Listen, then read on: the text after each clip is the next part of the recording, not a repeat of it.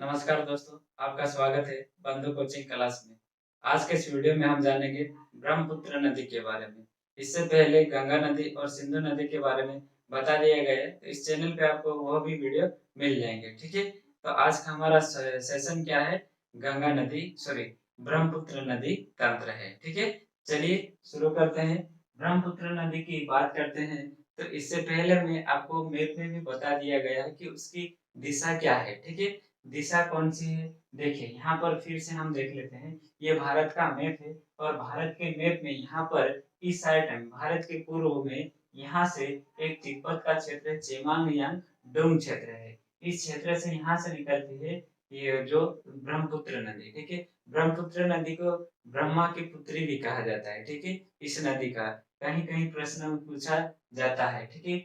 इसके बाद में हम बात करते हैं, तो ये है चेमांग डोंग से आगे ये पूरा का पूरा क्या है? चीन है। और चीन से आगे बढ़ते हुए ये भारत में यहाँ नामचा बारवा पर्वत के पास से बारवा पर्वत के पास से यहाँ अंदर घुसती है। और ये वाला राज्य कौन सा है? अरुणाचल प्रदेश है। और अरुणाचल प्रदेश से आगे बढ़ती थी ये असम में आती है, ठीक है। और भारत के ध्यान रखना, भारत के दो ही राज्य में ही यह नदी बहती है, ठीक है। ब्रह्मपुत्र नदी दो ही राज्यों में बहती है भारत के, ठीक। और यह लगभग 916 किलोमीटर भारत में बहती है। कहाँ से मुड़ती? नामचा बरवा से मुड़ती है और आगे बढ़ती है तो ये अरुणाचल प्रदेश और इसके बाद में ये असम में, असम के बाद में ये बांग्लादेश में जाती है, ठीक है। और बांग्लादेश में जाकर ये कहाँ? बंगाल की खाड़ी में जाकर गिर जाती है। ये आपको दिखाई दे रहा है। इसके बाद में हम बात करते हैं, इस नदी का पूरा उद्गम स्थल का नाम क्या है?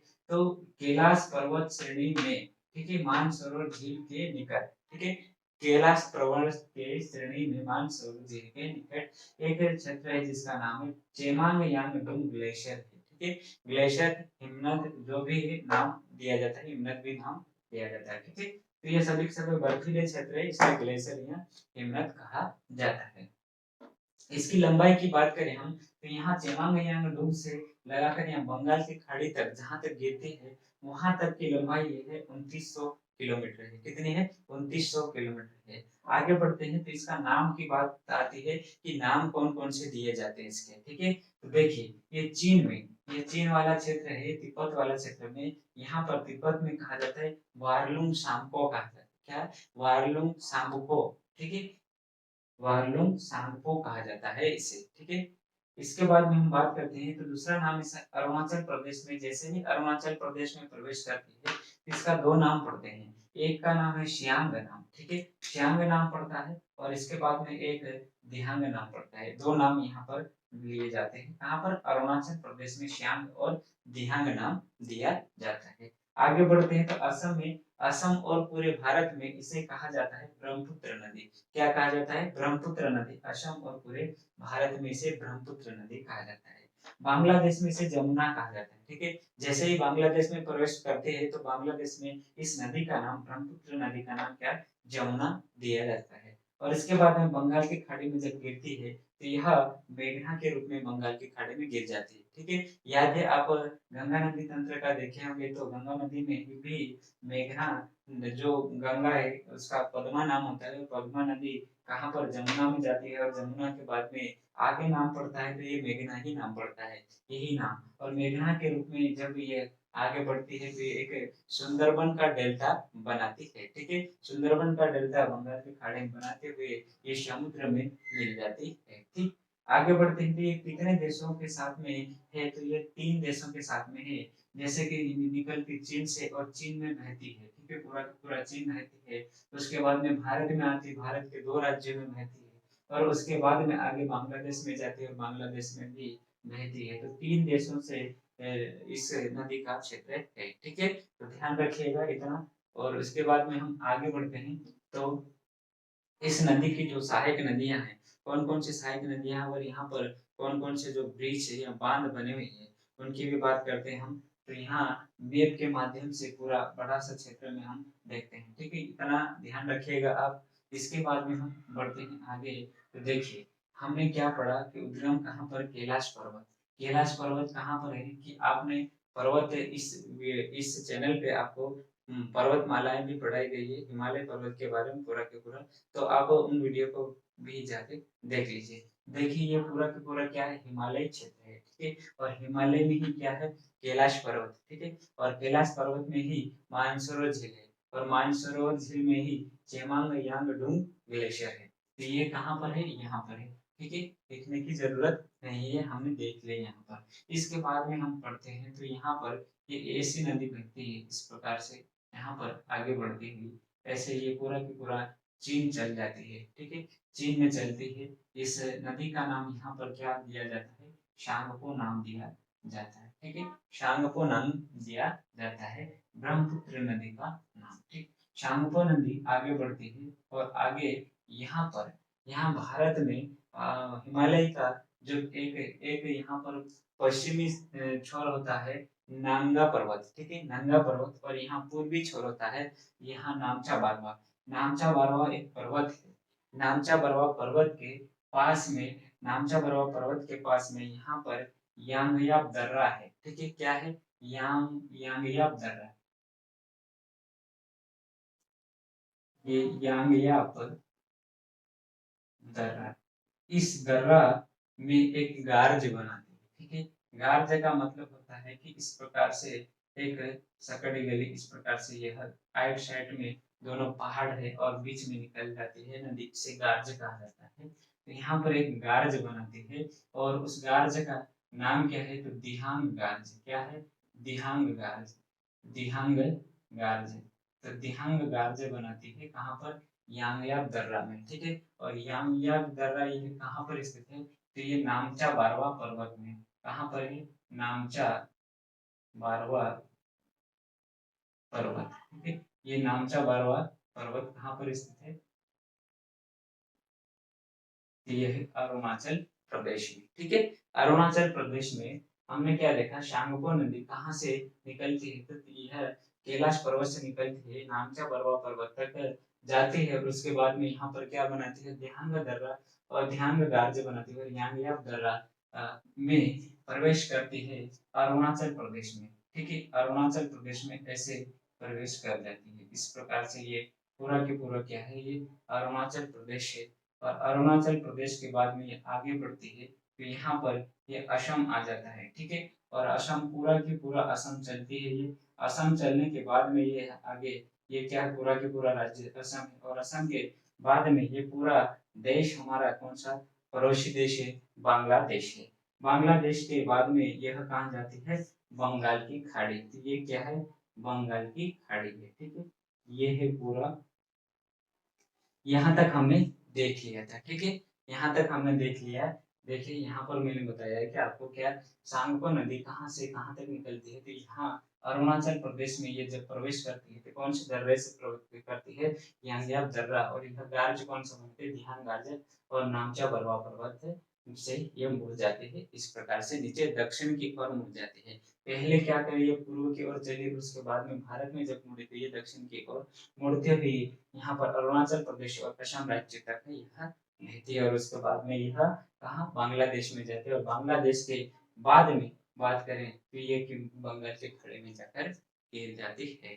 यहाँ पर कुछ सहायक नदियाँ आकर मिलती है, ठीक है। सहायक नदियाँ आकर मिलती है तो यहाँ हम देखते हैं अरुणाचल प्रदेश में एक नदी आकर मिलती है, यहाँ से निकलती है अरुणाचल प्रदेश में, ठीक है। और यही अरुणाचल प्रदेश में जाकर मिल जाती है। तो इस नदी का नाम है दिवांग नदी। कौन सी, दिवांग नदी। दिवांग नदी इसकी सहायक नदी है, ठीक है।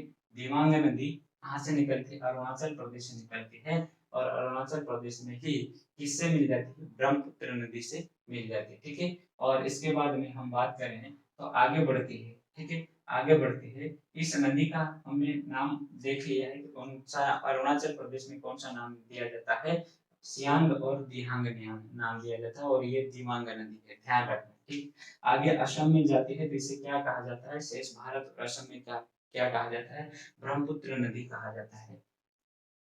इस असम में आगे बढ़ती है, ठीक है। असम में आगे बढ़ती है और एक नदी यहाँ से आती है, यहाँ से अरुणाचल प्रदेश से आती है, लोहित नदी।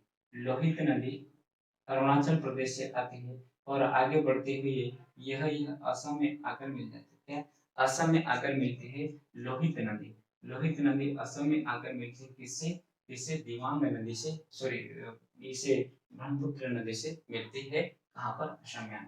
ठीक है। और दिबांग नदी कहाँ पर मिलती है? अरुणाचल प्रदेश में मिलती है। इस लोहित नदी पर, इस लोहित नदी पर भारत का सबसे लंबा ब्रिज बनाया गया है। भारत का सबसे लंबा ब्रिज है। सबसे पहले जो, इससे भी पहले एक और ब्रिज था जो सोन नदी पर महात्मा गांधी सेतु ब्रिज बनाया गया था, वो भारत का सबसे लंबा ब्रिज था। लेकिन अभी वर्तमान में यहाँ पर इस नदी पर बनाया गया है भारत का सबसे लंबा ब्रिज है। ठीक है। और जो जहाँ पर ये लोहित नदी यहाँ पर मिलती है ब्रह्मपुत्र में, इस वाले स्थान को कहा जाता है पासी घाट। ठीक है। ये कौन सा घाट है? पासी घाट। पासी घाट में आकर मिल जाती है। ठीक है। पासी घाट। ठीक है। पासी घाट में आकर मिल जाती है। पासी या सदिया घाट कहा जाता है, इसे सदिया भी कहा जाता है, पासी सदिया घाट। ठीक है। पासी घाट यहाँ सदिया घाट भी कहा जाता है। और यह यहाँ पर आकर मिलती है। और यहीं पर बनाया गया सदिया पासी घाट में ही बनाया गया भारत का, ध्यान रखना, भारत का सबसे सबसे लंबा, ठीक है, लंबा ब्रिज है। ठीक, लंबा ब्रिज है जिसका नाम है भूपेन हजारिका। कौन सा? भूपेन हजारिका। ठीक है। भूपेन हजारिका। भूपेन हजारिका ब्रिज कहाँ पर स्थित है? तो ध्यान रखना, इसे कभी कभी पासी घाट भी कहा जाता है। और भारत का सबसे लंबा ब्रिज है भूपेन हजारिका ब्रिज। कहाँ पर? कौन सी नदी पर? लोहित नदी पर बनाया गया है। ठीक है। ध्यान रखिएगा। इसके बाद में हम आगे चलते हैं तो यहाँ पर एक नदी आकर मिलती है। ठीक है। यहाँ पर एक नदी आकर मिलती है, सॉरी, यहाँ पर दो शहर है। एक शहर यहाँ पर डिमाजी शहर है, एक शहर है डिमाजी शहर है, ये डिमाजी शहर। और यहाँ पर एक और शहर है जिसका नाम है यहाँ पर डिब्रूगढ़। ठीक है। असम का डिब्रूगढ़। ये डिब्रूगढ़ कहाँ पर स्थित है? असम में स्थित है। ठीक है। डिब्रूगढ़ क्या है? पेट्रोल के लिए, पेट्रोल की खदान, यहाँ पर पेट्रोल निकाला जाता है। तो यहाँ ये है क्या है? ब्रह्मपुत्र नदी। और ब्रह्मपुत्र नदी पर डिमाजी शहर, ये डिमाजी शहर और डिब्रूगढ़ शहर, इन दोनों के को जोड़ने के लिए एक ब्रिज बनाया गया है। ठीक है। ये कौन सा? ये ब्रिज बनाया गया है और इस ब्रिज का नाम है बोगी बिल ब्रिज। ठीक है। Bogie bill bridge. ठीक है। कौन सा? Bogie bill bridge. तो ये कहाँ पर स्थित है? बोगीबिल ब्रिज है कहाँ पर? धेमाजी और डिब्रूगढ़ के बीच में ब्रह्मपुत्र नदी पर बोगीबिल ब्रिज बनाया गया है। ध्यान रखिएगा। इसके बाद में हम चलते हैं आगे। तो एक और नदी आकर मिलती है यहाँ पर एक और नदी आकर मिलती है जिसका नाम है बूढ़ी गंगा। सॉरी, बूढ़ी दिबांग। ठीक है। बूढ़ी दिबांग आकर मिलती है इस नदी से। ठीक है। बूढ़ी दिबांग, ये नदी आगे आकर यहाँ पर मिलती है। और इसके बाद में आगे थोड़ा सा और आगे जाएंगे तो यही असम में एक और नदी आकर मिलती है जिसका नाम है धनसिरी नदी। कौन सी? धनसिरी नदी। धनसिरी नदी असम में ही मिलती है, असम से निकलती है और असम में ही मिलती है। ठीक, हमने साहित्य में हमने देखी थी दिबांग नदी, लोहित नदी और इसके बाद में बूढ़ी नदी और ये धनसिरी नदी है। ठीक, इसके बाद में हम इधर वाले साइड से देखेंगे तो यहाँ पर कुछ और नदियां आकर मिलती है। ठीक है। सबसे पहले यहाँ पर बात करें तो इस वाले क्षेत्र में यहाँ पर एक नदी आकर मिलती है जिसका नाम है सुबनसिरी। सुबनसिरी नदी आकर मिलती है, इसकी सहायक नदी है। और यह सबसे लंबी सहायक नदी है सुबनसिरी। ठीक है। सुबनसिरी यह सबसे लंबी सहायक नदी ब्रह्मपुत्र नदी की सबसे लंबी सहायक नदी है। सबसे लंबी सहायक नदी कौन सी है? तो सुबनसिरी नदी है, इसकी ब्रह्मपुत्र नदी की सबसे लंबी सहायक नदी है। आगे बढ़ते हैं तो यहाँ पर मानस नदी आकर मिलती है। ठीक है। मानस नदी कहाँ से? असम से ही निकलती है, इस प्रकार से निकलती है और इसके बाद में यहाँ पर असम में ही आकर मिल जाती है। यहाँ पर आकर मिलती है। ठीक है, थोड़ा सा ऊपर वाले क्षेत्र में यहाँ पर आकर मिलती है मानस नदी, और इस मानस नदी पर राष्ट्रीय उद्यान भी है, मानस राष्ट्रीय उद्यान। ठीक है, मानस राष्ट्रीय उद्यान, राष्ट्रीय उद्यान, मानस राष्ट्रीय उद्यान कहाँ पर, इसी मानस नदी पर स्थित है। और यह मानस नदी ब्रह्मपुत्र की सहायक नदी है। और एक और नदी है जिसका नाम है संकोश नदी। संकोश नदी भी यहाँ पर, यहाँ असम से निकलती है और असम में ब्रह्मपुत्र नदी में मिल जाती है। तो संकोश नदी भी इसकी सहायक नदी है। सहायक नदी इसकी ब्रह्मपुत्र की सहायक नदी है। और इसके बाद में जब यह यहाँ पर जाती है, बांग्लादेश में जाती है, तो इसे जमुना कहा जाता है। क्या, जमुना कहा जाता है, जमुना नदी कहा जाता है। बांग्लादेश में इसका नाम जमुना। और इस प्रकार से इधर से आकर मिलती है कौन सी नदी, इधर से आकर मिलती है कौन सी नदी आकर मिलती है, जिसका नाम है पद्मा नदी, जिसका नाम है पद्मा नदी आकर मिलती है। और जब ये पद्मा और जमुना मिल जाती है, पद्मा और जमुना मिल जाती है, तो यह यहाँ पर इसे मेघना, मेघना नाम दिया जाता है। मेघना नदी बंगाल की खाड़ी में जाकर गिर जाती है। मेघना नदी बंगाल की खाड़ी में जाकर गिर जाती है, तो इसका यही नाम होता है, लास्ट में मेघना नाम होता है। ठीक है, तो जैसे कि हमने ब्रह्मपुत्र नदी के बारे में पूरी की पूरी जानकारी आपको दी है। ठीक है, तो ये वीडियो कैसा लगा आपको, और अगर इस चैनल पे आप नए हैं तो चैनल को सब्सक्राइब कर लीजिए, और साथ ही साथ अपने दोस्तों के साथ शेयर करिए। ठीक है, और ये वीडियो आपको कैसा लगा इसके बारे में कमेंट करके मुझे जरूर बताइएगा। ठीक है, तो आज के लिए इतना, और अगले वीडियो में आपको और भी नदी तंत्र के बारे में पढ़ाऊंगा। ठीक है, अभी हमने पढ़ लिया है गंगा नदी तंत्र और सिंधु नदी तंत्र और ब्रह्मपुत्र नदी तंत्र। ठीक है, इसके बाद में हम दक्षिण भारत की नदियाँ, सारी की सारी दक्षिण भारत की नदियाँ पढ़ेंगे। ठीक है, तो आज के लिए इतना ही। Thank you.